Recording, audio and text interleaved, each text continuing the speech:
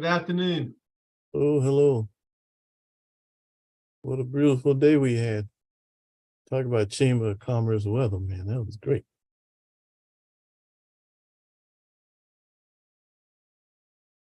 Councilman Pell, you able to get through that real estate meeting in good fashion?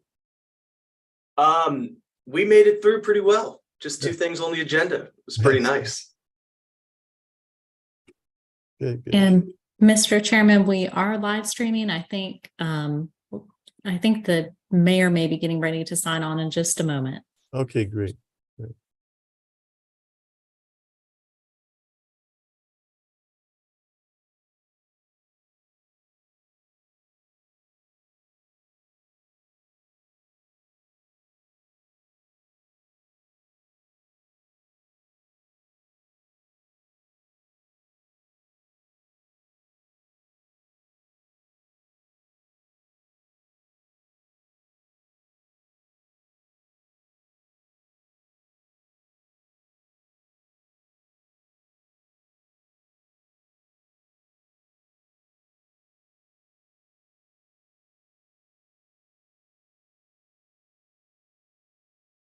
And Mr. Chairman, I think we have everyone here, so whenever you're ready.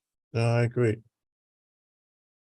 Hello, Mr. Mayor. Let's call the meeting to order, and I'm going to ask Councilman Shea to bring a few words. I'm gonna ask for a pay raise. I know, man. Listen, I'm gonna let the Pope know what you're doing. I will. I appreciate the confidence that you and Councilmember Pell having me to provide the invocation. So for some of us who were on an earlier meeting, I just want to reiterate something that I mentioned about our support for Israel and the conflict that is occurring over in the Middle East. That our responsibility as we have become together in a unified approach to addressing the needs of folks in the region, that we cannot let this momentum of unity fizzle out and to dissipate over time. We must keep our focus on the needs of the citizens in the community. We pray for the safe passage of all innocent citizens, and we hope that one day that this conflict will come to pass, and only in God's will that take place. So we ask the good Lord to look down upon us with kindness and love and understanding. Amen. Thank you very much. Approval of the minutes of October 9th, 2023. Move for approval. Second. Probably moved in second. Any questions on those minutes? Hearing none, all in favor, would you please say aye? Aye. Any opposed? Thank you. Down to temporary encroachments, Mr. O'Brien. Good afternoon, Mr. Waring. Mr. Waring, we have one change I need to make for the committee. Number 14, item 14, that encroachment after further investigation has been denied. So we would like to remove that from the list of approved encroachments. All right. Why don't we do that by motion? Is there a motion to fill that request? Committee members? Yes. Second.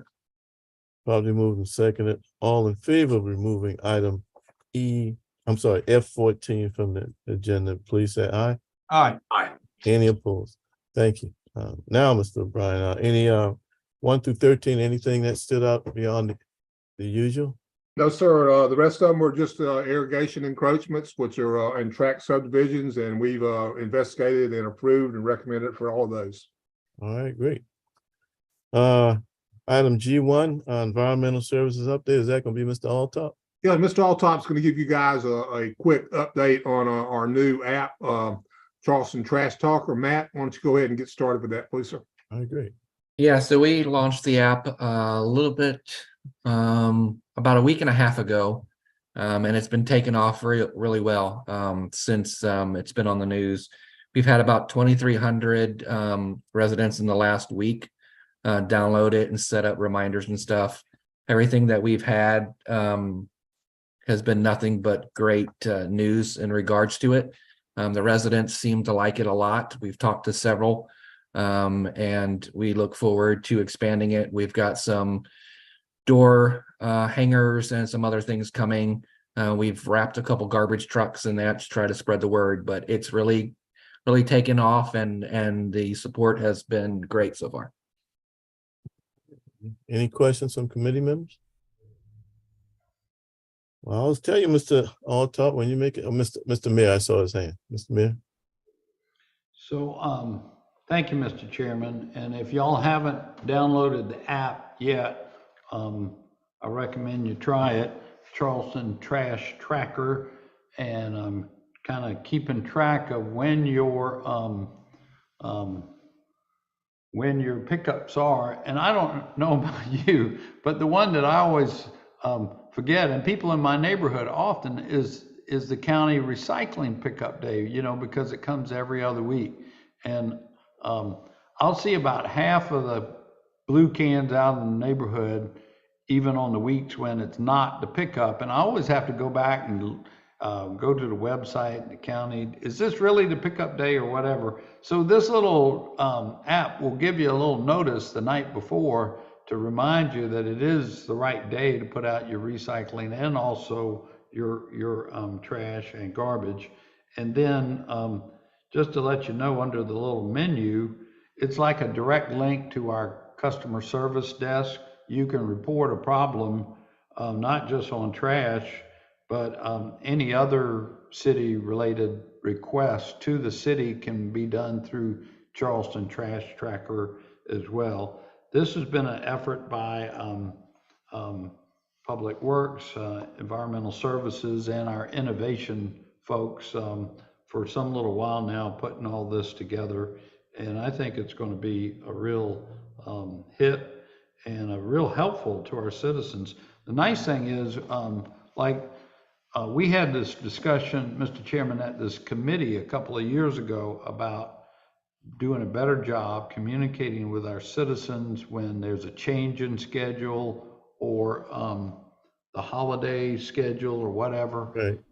And we'll be able, not only we'll be able to communicate with any citizen who signs up on Charleston Trash Tracker to give them notices, even like if the truck broke down and we're just not going to make it today, we're going to make it tomorrow, we'll be able to select those customers on that route and let them know individually that it's going to be another day, or when a storm is coming, you know, to don't put your trash out till tomorrow. So it's really going to be a great communications tool. I want to thank Matt and Tom and Tracy McKee, I see, is on the line. She worked on this as well. So thanks, everybody. I think it's going to be real cool. I think that's great. Thank you so much. I mean, I'll tell you, Mr. Alltop, when you give it short and sweet report, can't get any better than that, right? Any other questions from committee members? Mr. Chairman, Right? Yes, sir. if I may also, if Tracy is still here, or she go off, maybe, I think. But one thing I also wanted to report that we've been working very hard with Tracy's office on is we have what we call an open miscollection report. And we get a report every day on any misses that take place either as a result of, either the cans were missed by our crews or maybe they weren't put out in time. Tracy, you want to talk about it just for a quick second, kind of give them an update and tell them how we've been tracking that to kind of improve our service?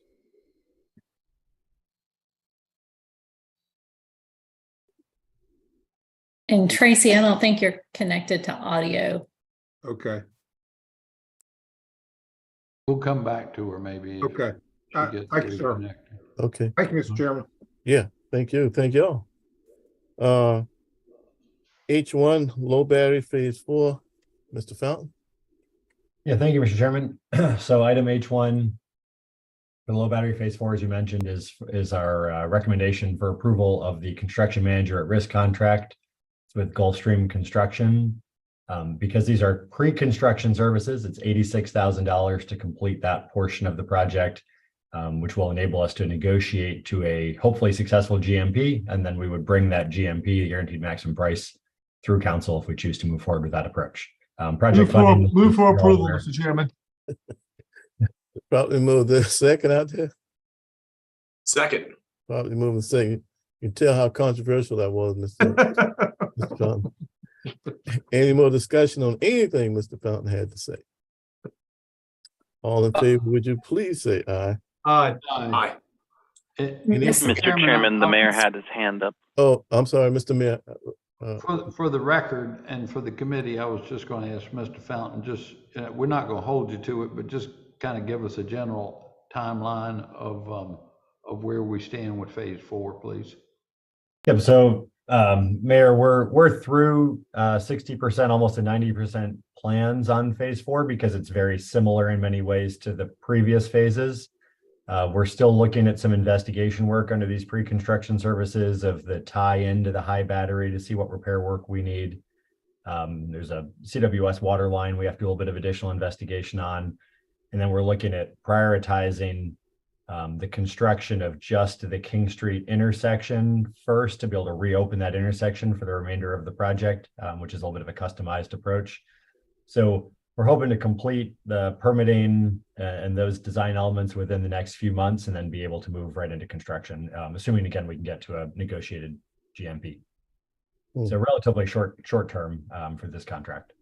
And the contract would be estimated 18 months or so, like the rest of the other phases, or 2 years?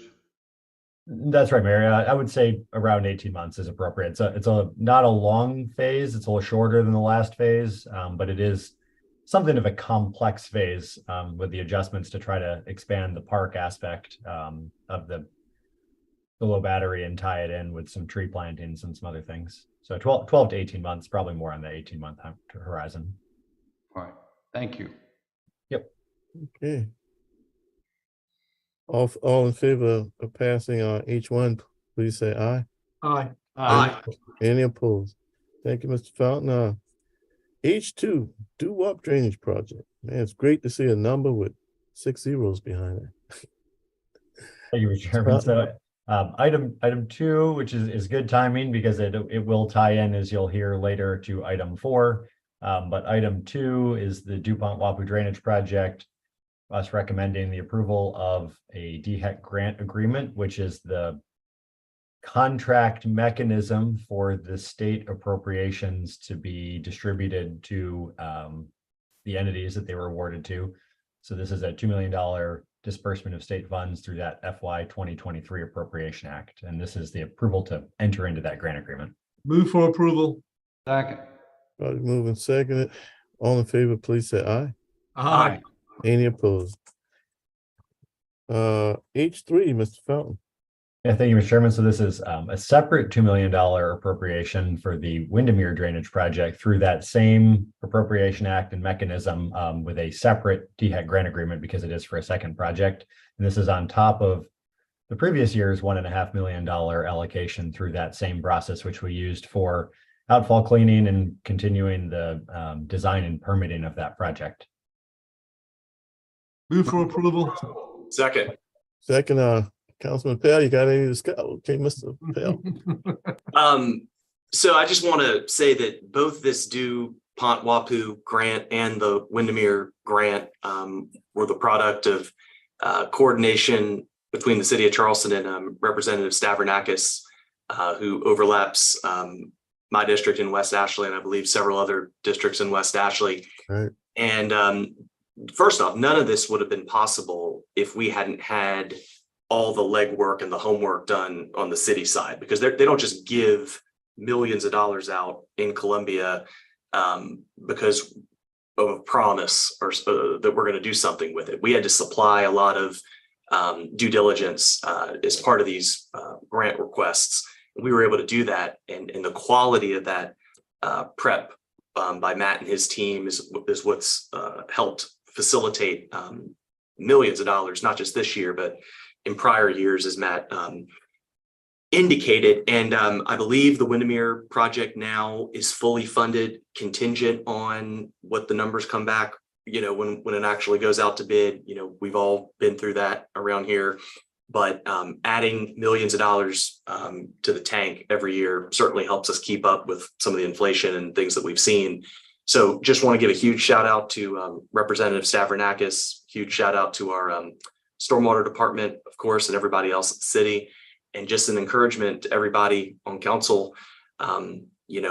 The folks in Columbia work for us.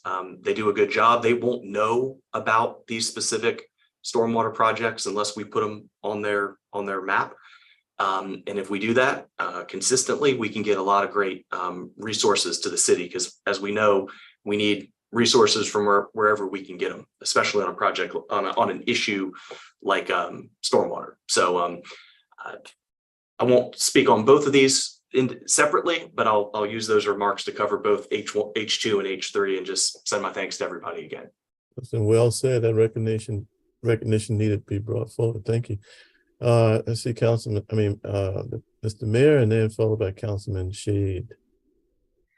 Well, thank you, Mr. Chairman, and I would reiterate everything that Councilmember Appel just said, except I would add that his own Councilmember Appel's advocacy made a difference in these requests as well. So thank you, Councilmember, for your coordination and work with Representative Stabenakis. But his presence on the Ways and Means Committee, y'all, can make a real difference for our city and our community and his district. And this is a prime example. We thank Representative Stabenakis for his efforts. Thank you. Councilman Shade. Yeah, I hate to sound like a Me Too repeat recording, but obviously Councilmember Appel, Representative Stabenakis is now in my district as well, with the realigning of the State House lines. And it's good to have them on our side. So this is $4 million in money that we don't have to dip into either a stormwater fee or a general fund budgeting issue. And as Matt alluded to, item number 2 is going to tie into number 4 on our agenda. Yeah, I have number 4 in a few seconds. So, and Councilmember Appel, thank you for your advocacy on this as well for Windermere. So we should see the benefits of this coming down the pipe pretty quickly, hopefully. So thank everybody who had a role in this, and we'll move on to item number 4. But thanks for the fine work done. Listen, good work always needs to be held up and exemplified, because frankly, you get to do it again in another project, right? We learn from it. Mr. Fountain, can you just review what's the total cost of South Windermere now, and then in the doo-wop area? So as Councilman Appel mentioned, Windermere, we're still finalizing permitting, our CWS conflict resolution, some other items, but the approximate general estimate for the outfall cleaning we completed, the design, permitting, construction, CEI, any property acquisition efforts, we're estimating about $9 million. Great. This is great. And DuPont, how close are we to actually having enough money put together for DuPont? How far away we need?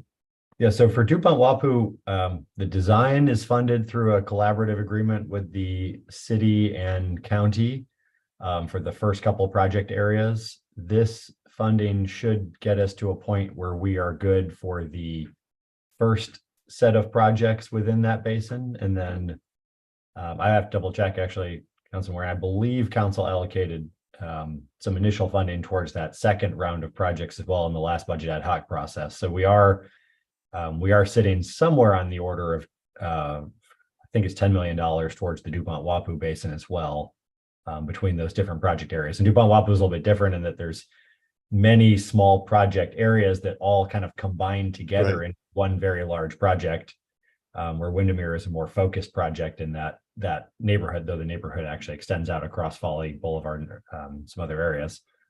But DuPont Wapu has a little bit more money, but for a very large basin. And then there is a need for additional project work beyond those initial projects in DuPont Wapu. But just like with many areas, we start with what we can do quickly, relatively quickly, and then keep continuing on. It's great work. Thank you. Did I carry the motion, Madam Clerk? No, sir, we still need to Okay. vote. All right. All in favor of the motion, please say aye. Aye. Any opposed? Thank you. H4, Mr. Fountain. So I think Ms. Copeland is going to assist me on this one, but this is a Ms. Copeland.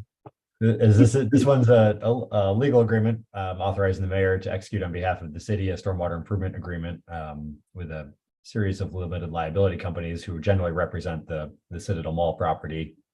Ms. Copeland certainly clarify anything if I need to, but this is the former mall site. I'm happy to go through any portions as is, I'm sure, Ms. Copeland, of the actual agreement, but primarily it's setting up basically a collaborative stormwater improvement plan that incorporates the work that we are looking to do, Mr. Chairman, in the doo-wop drainage improvements, the Dupont-Wappo drainage improvements, with the redevelopment opportunities that the mall development team is looking forward to try to combine those two efforts together and make a greater single project than either two entity would produce on its own. Sounds great to me. Ms. Copeland, front and center. How you doing? Good Great. evening, everyone. So yeah, Matt actually covered the bulk of it. So per the PUD, we can collaborate and come to an agreement regarding necessary stormwater improvements. So this particular agreement is discussing this 2.5 acre stormwater BMP that would cover and provide the stormwater requirements, or meet the stormwater requirements for the first 17 acres of the development. And then it also speaks to the remainder of the development as it works out, that it would also satisfy the requirements laid out in our stormwater design standards manual. This is the layout that we had attached to the actual agreement. And the vote would be to authorize the mayor to sign this on behalf of the city. And then I think we also have members of ownership, Adam Greenbaum's on, as well as the engineer for the Citadel Mall Group that are also available to answer any questions or speak to this if they'd like to. But we would recommend approval. This is a great step for West Ashley. Move for approval. Second. Yeah, before I carry the motion, I would like any representatives from the mall area to certainly add some comments if they desire.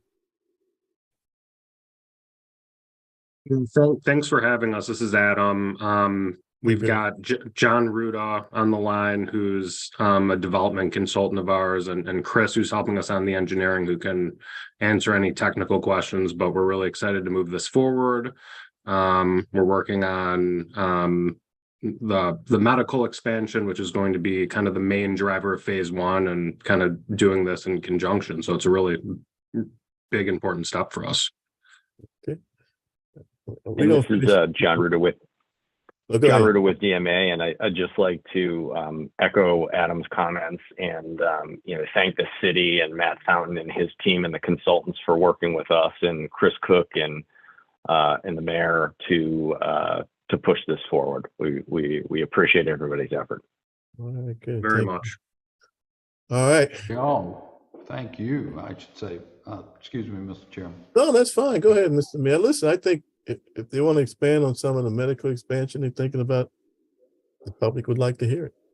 Absolutely. So thank you, Adam and John, for chiming in, and Chris for your work with our stormwater, with Matt and our stormwater department on this. Needless to say, we've been a little anxious to help move forward with redevelopment of Citadel Mall site. The MUSC presence there has been, over the last couple of years, a big shot in the arm.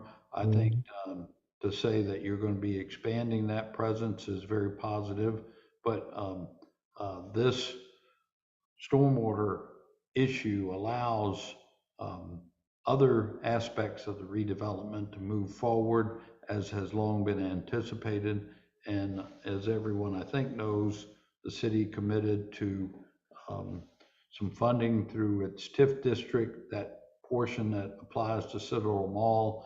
And we stand ready as your partner to help move these improvements along and help make this happen, so you can be successful, because your success, I think, is part of the success of West Ashley and our city as well. So I just want to thank them. Thank you, Mr. Chairman. All right, thank you. Councilman Shaheen. Yes, sir. Thank you, Mr. Chairman. And the mayor had alluded to this project going forward. So Adam, if you can, or somebody on the team, Chris, can just sort of explain a little bit more in detail, if you can, what this project does for moving Citadel Mall redevelopment forward. The mayor made some comments about it and alluded to it, but if you could provide a little more meat to that, I'd appreciate it. Sure, John, do you want to go or do you want me to? Sure. Yeah, let me give an overview, Adam, and you can chime in with any specifics. Okay. This helps us understand the requirements that, the master plan that we have been working on with our team. And as we put in place some of the project parameters, finalizing this element helps us clarify the project objectives and understand our timeline for how we're able to implement the project in the foreseeable future. All right. If we're all in, again, thank you again for all that you're all doing. We really need you to be successful. Whatever we need to do to help, let us know. All in favor of the motion, please say aye. Aye. Any opposed? Ayes have it. Thank you, and thank you, gentlemen. H5 Spring Fishburne. Is that Mr. Fountain?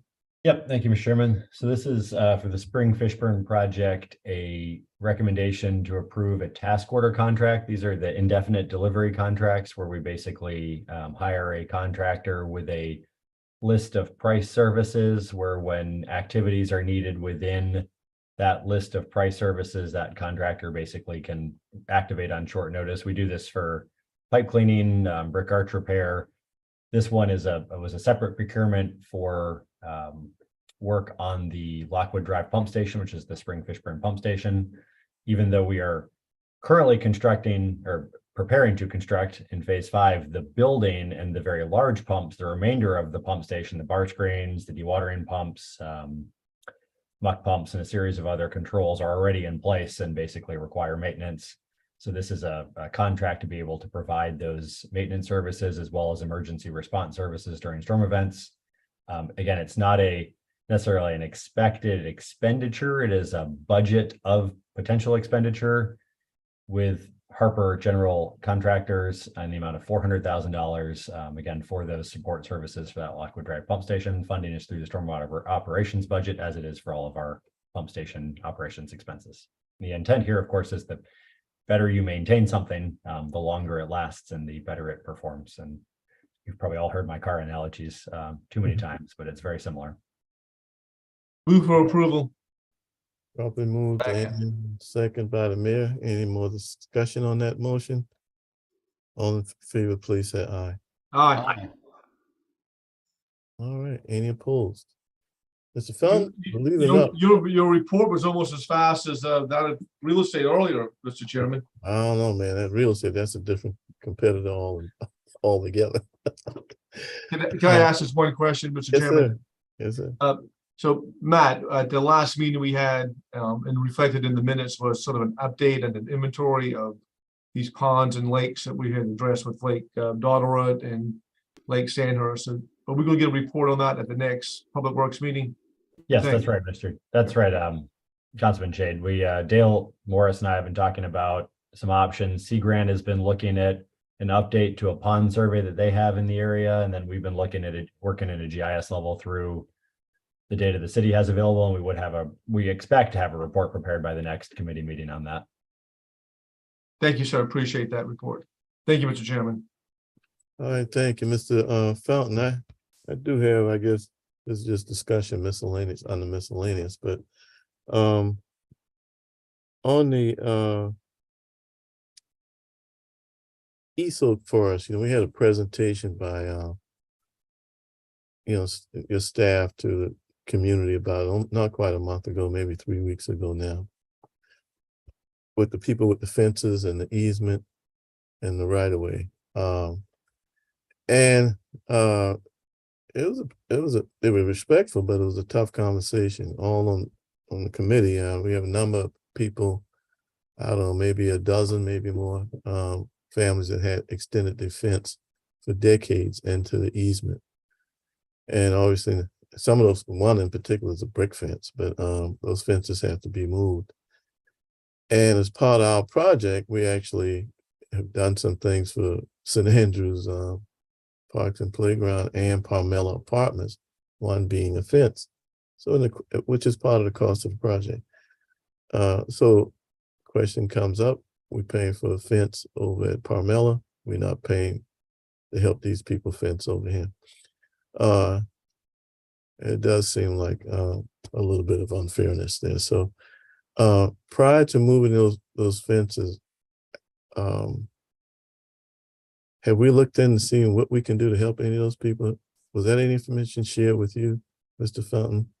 We have, Mr. Chairman, the apartments and the parks and playgrounds are a little bit different in that we had to acquire easement in order to expand our maintenance shelf in both of those areas. So as part of the cost of acquisition, we were able to incorporate fencing. The residential properties are more difficult, and that's where the existing easement is, that, as you mentioned, most of our existing maintenance shelf has unfortunately been blocked off by people constructing fences in it over the years. So we are trying to reopen that maintenance shelf so that we can maintain the canal, as we just talked about with the pump station. After we spend $12.5 million restoring this canal, it's hard to not be able to get in there to do No, I understand that part. No, I'm talking about, I think we ought to look at appropriating some money to help these people replace their fences. And I'll tell you why, because actually one lady in particular pointed this out. Number one, all these people are senior citizens. In most cases, I mean, somehow, some of these people hitting 80 years old, if not more. Some are disabled, obviously all on fixed income. When they bought those houses, those easements were there, and that was pointed out clearly. But I don't think anybody, 30 years ago, 40 years ago, in some cases, I'm serious, 40 years ago, envisioned a canal like we putting in that's going to be very effective. And even they talked about how effective it already has been with a rain event that we had after the most recent storm. Areas that used to flood already has been improved greatly. And they acknowledged that. But by the same token, when they bought those houses 30, 40 years ago, nobody knew a canal, I don't know, 20 foot wide. How wide is that going to be? At its base, I think it's 15 feet, would be coming through there. When these fences go up, obviously, these people got grandkids, great grandkids. If they can't put their fences back, if those fences are some kind of barrier and put back, I mean, you're subject to have a tragedy over there with some kid falling in that canal. I really do think it's something we need to revisit and try to strike a compromise on with some of those folks. I think some have already moved the fence. I think some, maybe it could be tweaked. But ours is mainly for, if I understand correctly, to maintain the growth that will come in the weeks and months and years ahead. Anyway, I do think those people need some relief. So how do we address that? I mean, legally, we got the right to go there and bulldoze everything and tear it down, and it's on you after that, my friends. But I don't think that's the right way to go about doing it. So how do we revisit that?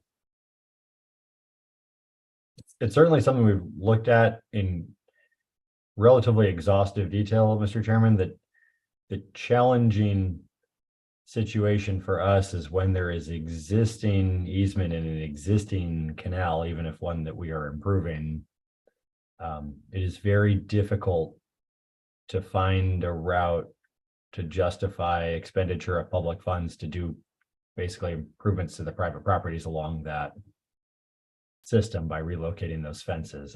That trips us into. I understand your point on that. If you remember when we did the Washington Park acquisition, it was an easement there. It made no sense for those landowners to continue to own an easement that's going to be 20 foot wide with, I don't know, granite rock on it. Why should the landowner continue to own that? It's the same thing here. Once this thing gets through, it's basically there for an industrial maintenance to take place there. Why should the landowner continue to own that piece of land that, frankly, they will never use, but for obviously the drainage that not only helps them, but everybody else in that drainage basin. Why don't we purchase the land as opposed to having an easement? And by the way, landowners, it's not our land, it's yours. That's why I think the ability for us to come in and hopefully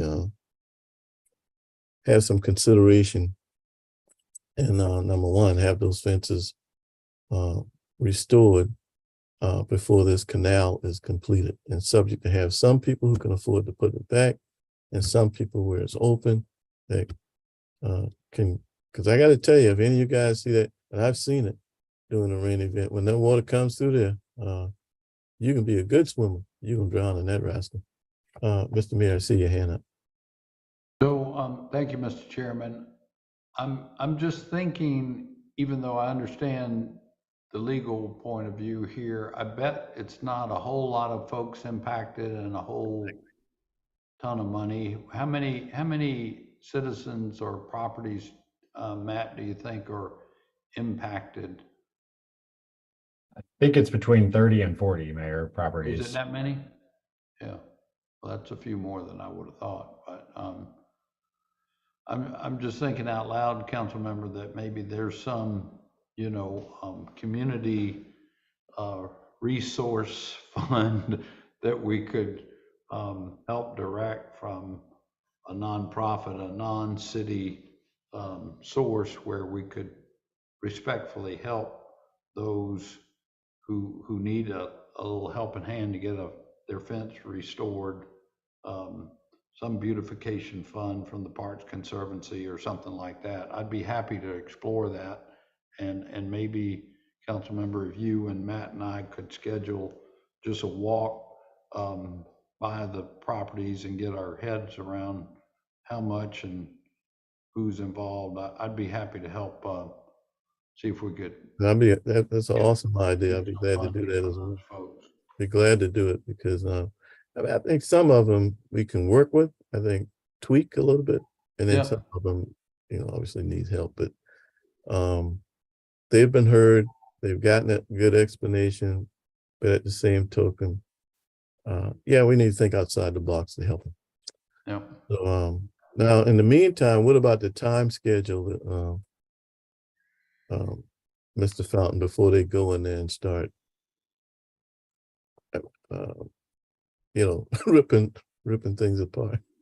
Yeah, so we have provided, Mr. Chairman, the notifications to the residents that will be impacted. As you mentioned, we've tried to adjust anywhere we can to stay, if there's only a foot or two of difference, or if there's a small piece that extends, to avoid where we can. You know, we've made adjustments, as you mentioned, to try to remove people's fences and give them the panels back so that they could reset the new panels, which a few residents have indicated they were going to do.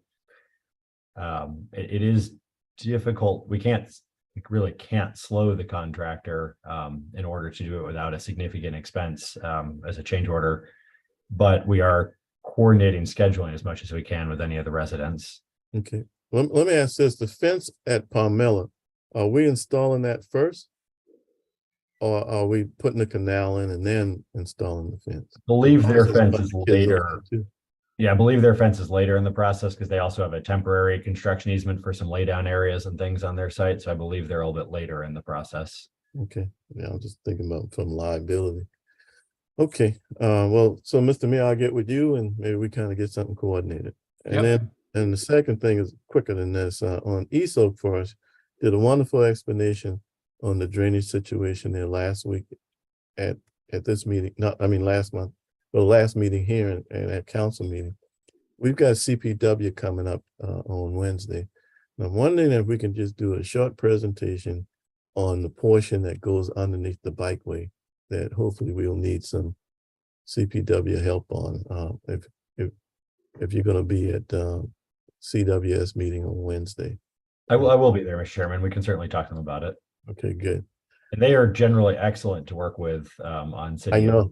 Projects. I know. I just want to get it on the much radar. to your advocacy, I think, and the mayor's advocacy on the board. Yeah, I know.